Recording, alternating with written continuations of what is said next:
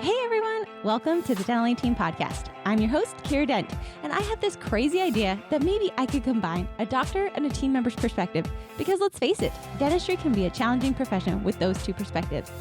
I've been a dental assistant, treatment coordinator, scheduler, biller, office manager, regional manager, practice owner, and I have a team of traveling consultants where we have traveled to over 165 different offices coaching teams.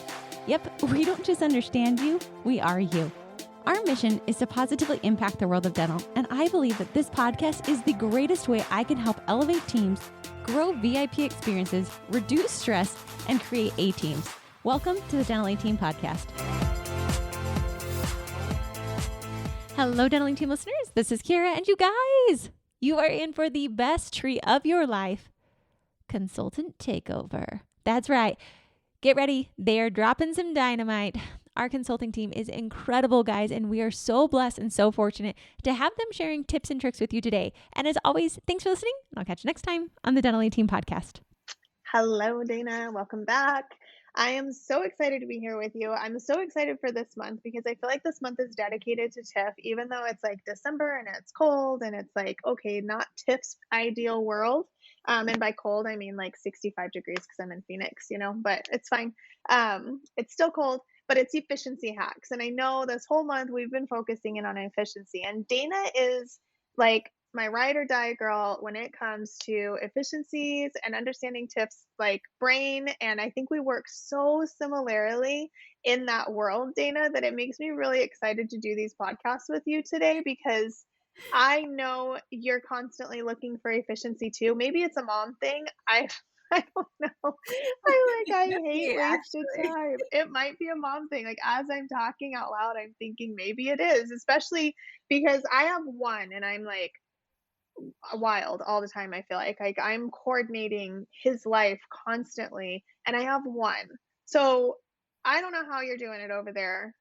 Plus your farm animals and extra stuff. I love your life. I love thinking about your life. But how excited are you for efficiency hacks? And do you think that's why? Is it a mom thing? What is this? It might be. Honestly, I think this is my month because I am like you. If I have to spend 1 second longer doing something, like I'm angry about that 1 second that I spent that could have been faster, that feels wasted. Yeah, I could have been doing something else or breathing. Like I could have just been breathing for a little bit longer. Yep, agreed. I love it. I love it. I love it. I love it. Okay, good. So we're on the same page. So Dana's an excellent mother, you guys, just so you know, and she coordinates a lot of lives in her household. I coordinate too, and I think I'm pretty decent at it, but Dana is freaking amazing. So if you ever need life hacks, honestly, truly, you need life hacks, you need workout hacks, you need some cute freaking leggings, you need some new running shoes, you need some protein bars, you need help with your kids' schedules. Like Dana is your girl. This woman knows it all. So if you're not working with her yet, and you're like, you know what, I need a little dental, but I also need a little life, Dana's your girl. This woman has it on lockdown. So Tip Tuesday, maybe that should be the new like Instagram thing, is that it's like Dana's Tip Tuesday, because these freaking protein bars I'm still obsessed with. So thank you. Built bars, if anybody needs to know. I know we don't have an affiliate link. Maybe that's the next thing we work on. we start affiliating with protein companies. So I think today would be smart. I've had a lot of practices. It's towards the end of the year, right? Obviously. And the last quarter of the year, a lot of practices are like purchasing power, right? Like what can we do? They're talking to their financial advisors and their CPAs, and they're like, what do we do for tax breaks? Like, what's left? What do I need to handle? So I have a lot of practices coming at me, for the mill machines, obviously, right? We talked about that before, but also like digital scanners. And then I throw in there digital x-rays as well, which I know Dana and I talked about this ahead of time. Like I know most of you, if not all of you, I hope are like, I don't even know if they still make the like concoction, the liquids. That smells so bad. Like I think we're all doomed for that. I don't think any of us should have been inhaling whatever was in that stuff. But to mix and do those x-rays by hand, I don't think anybody's really doing that anymore. I don't think they still make the materials for it. They shouldn't be. If they are, digital x-rays need to happen. So we talked about that before, and I think as much as I was like, everybody's doing digital x-rays, I think it is smart to talk about the digital x-rays when we talk about digital scans, because Dana brought up a really good point, and Dana, if you want to speak on this part, like the standards and protocols and the quality of the X-rays, and I know as a hygienist, right, by trade, that was really big for you because you were Mhm. taking a lot of freaking X-rays, but you're co-diagnosing with your doctor more than the dental assistant side is. So I think you could speak on the standards and protocols and making sure if when you're doing digital X-rays, like do you have those things done? And Dana, what are some things that you look for helping practices now even to make sure that those are clear? Yeah.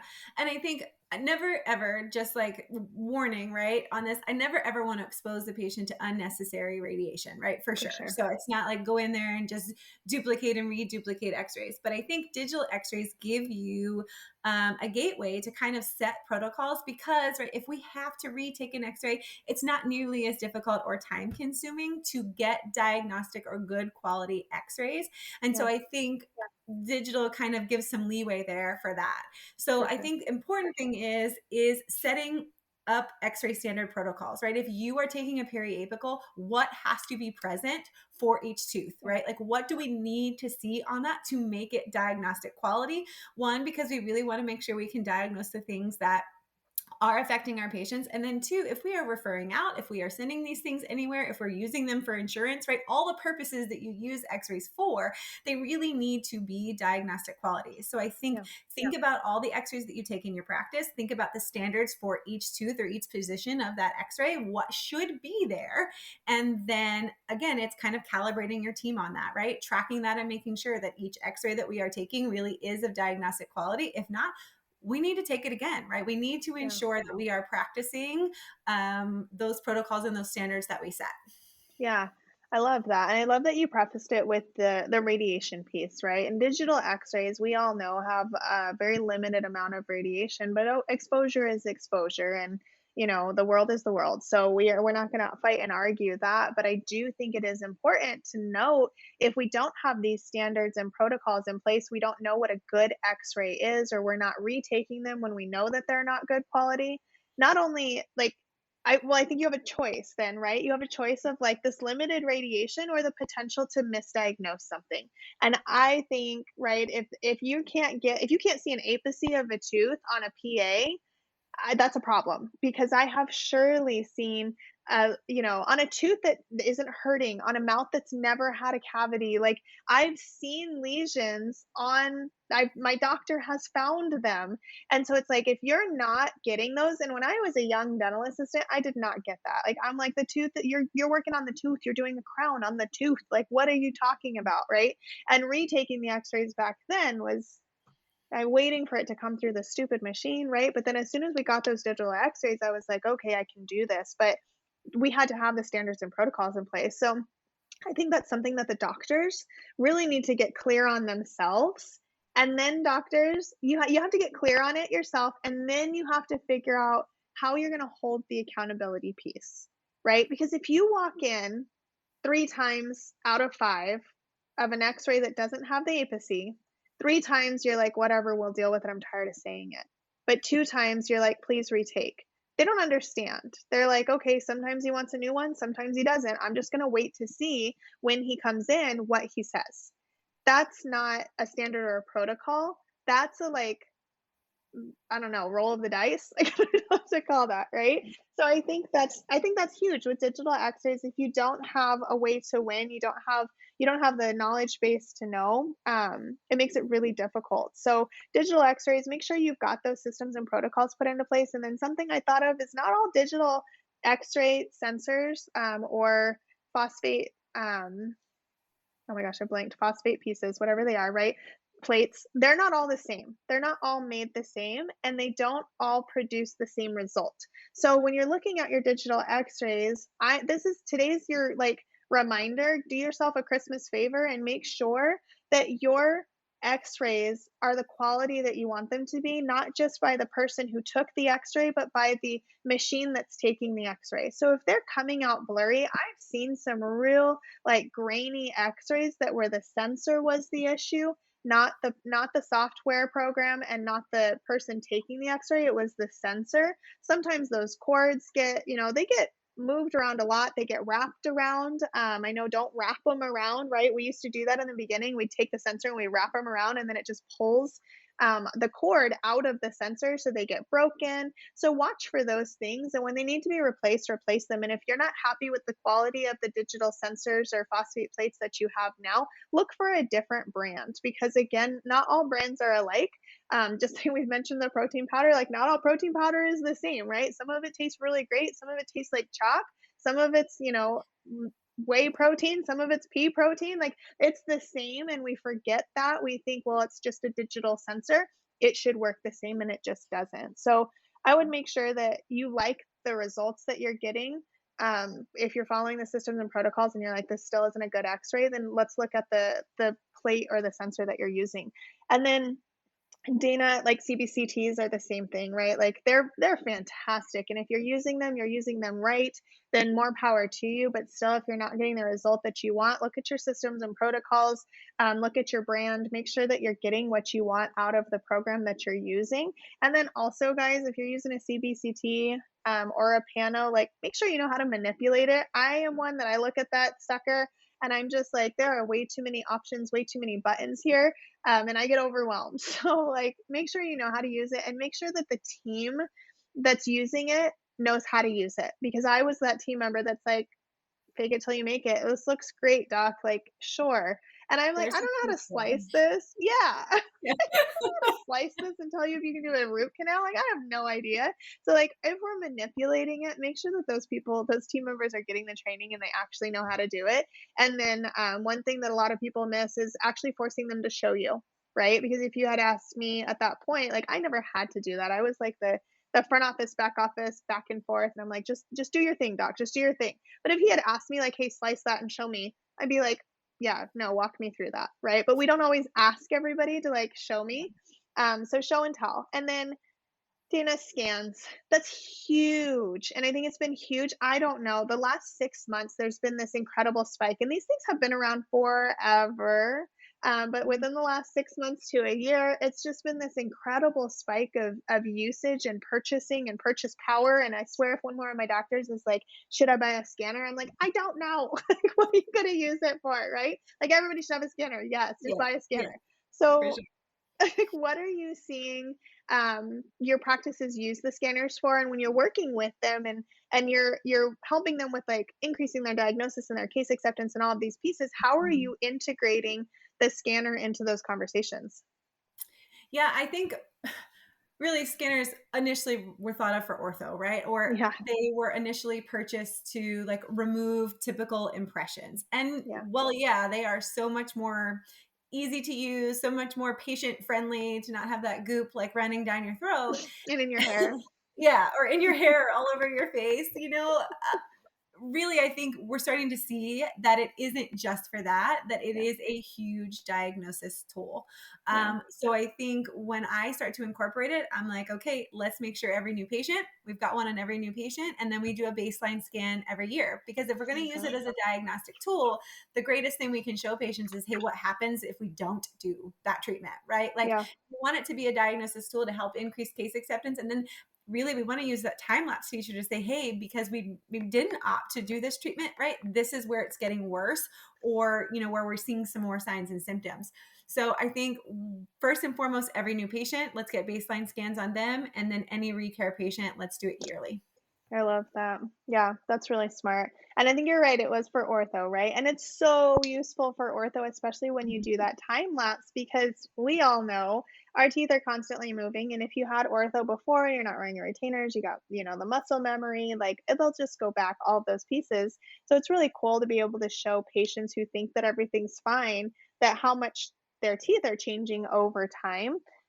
So I do love that. And I know a lot of practices are integrating it into the new patients. I do work closely with a lot of hygiene teams because that's where it's coming in, right? It's coming into the hygiene world typically, unless you're doing your new patient consults on doctor side, then it's your dental assistants. But guess who's getting the recare one? It's still your hygiene team. So if you're not training your hygiene team and working with them on getting really good at these, we like to call them scan parties. Have some scan parties, scan some mouths, just run through it, time yourselves, get really good. If you're not doing that, you're doing yourself a disfavor. And I think that you're probably not paying off your scanner. So let's get that scanner paid for. That's my number one rule to all of my practices when they say, "Can I buy this?" I'm like, "Absolutely, but how is it going to pay for itself?" Because I don't want that money coming out of your pocket. I want it to be an investment that pays for itself. So how are we going to do that? Scans, you guys, Dana, I think that was brilliant. All new patients, and then always like that 1 year recare, right? So I usually tell my hygiene team alternate with your x-rays. So however you need to get on that routine from new Yeah. patient start, get on that routine where every other is either x-rays or a scan, because we're not trying to add time, right? We're not trying to make things difficult, but if you're trying to do everything in one appointment. So I've seen hygiene that's got a recare that's got 4 bite wings, 2 PAs, a scan, and perio chart. Then I'm like, okay. Yeah. So you're coming to me saying, I don't have time to clean. I don't have time for an exam. Well, how about we half see it?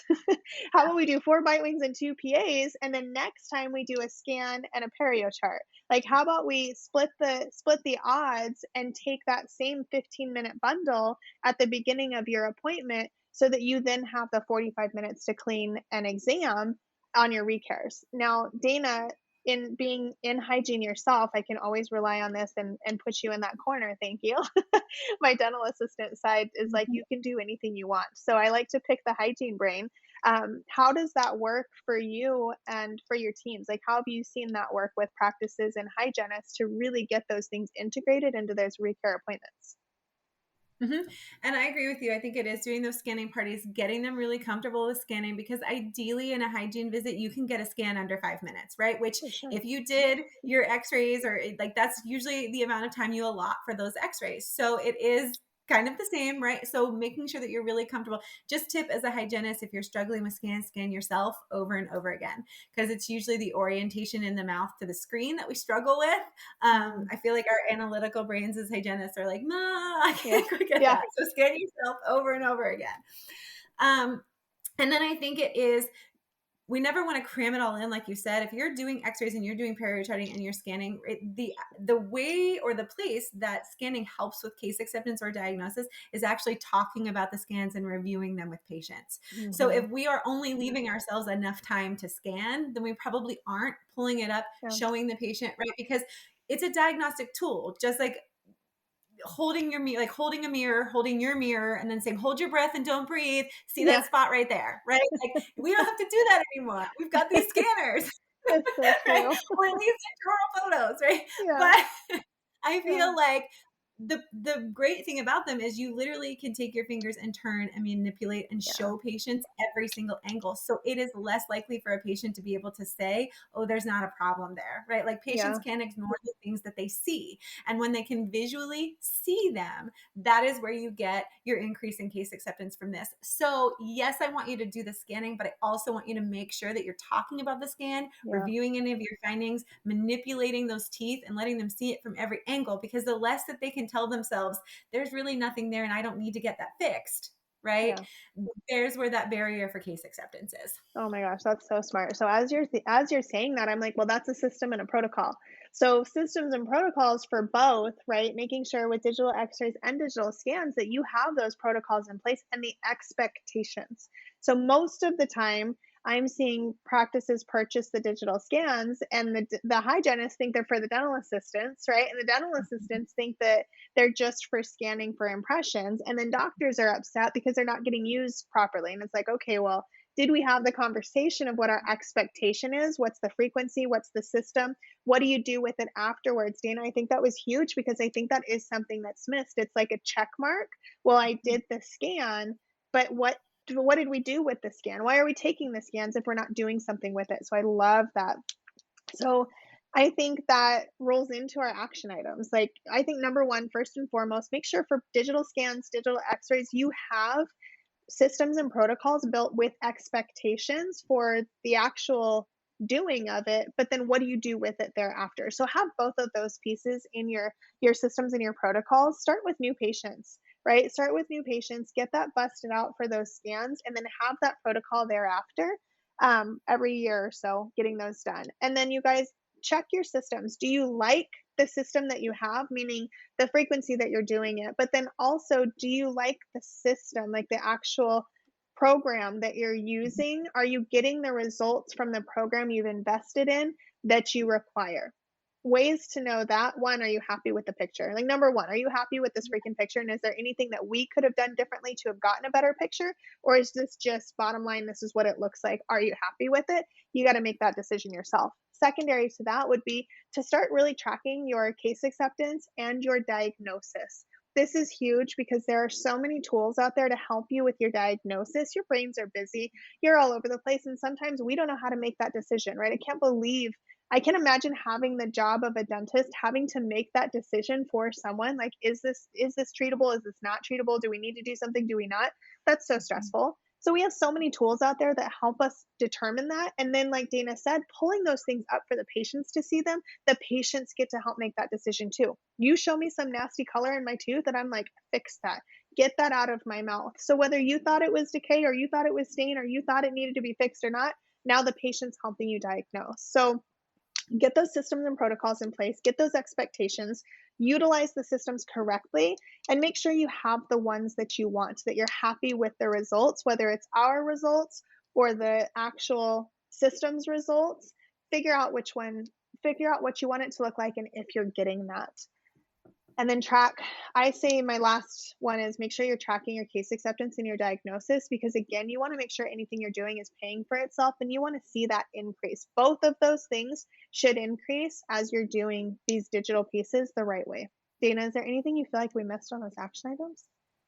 No, I think that summed it up great. Awesome. Okay, well, thank you, Dana, for being here. You had a ton of tips. I knew you would, especially on those freaking scanners and that ding hygiene room. Like, it's so much. I love the tip, and I'm going to use this for my clients because we talk to clients all the time about this. I love the tip of scanning on yourself, because you're right. It is that like orientation piece, and it can get really confusing. So I love that. I'm going to keep using that. Thank you. Thanks for being here today. And you guys, if you need tips and tricks, or if you need someone to come in and be like, let me help you make this more simple. Sometimes that third party perspective can really do the trick. Sometimes we see things that we're like, did you know that you're actually, if you just turn to the left like a smidgen, you'd get a totally different result. And I know it looks simple and it seems simple, but when you're doing it every day, you don't see them. And you guys, that's what we're here for. We do it constantly for clients. We do it for people who are not clients that just email in and have questions. Like, we're here to help you. We want to help you, and that's what we do every single day. So if you need something, if you've got questions, you want more help with this situation or a different one, please don't hesitate to reach out at hello@thedentaleteam.com, and we are so happy to help you. Dana, thank you for being here. Thanks for all the tips. I have a ton to take away to my clients, and I hope you have a great rest of your day. Thanks for having me. It's always fun. You too. Thanks. Bye. And that wraps it up for another episode of the Dental A Team podcast. Thank you so much for listening, and we'll talk to you next time.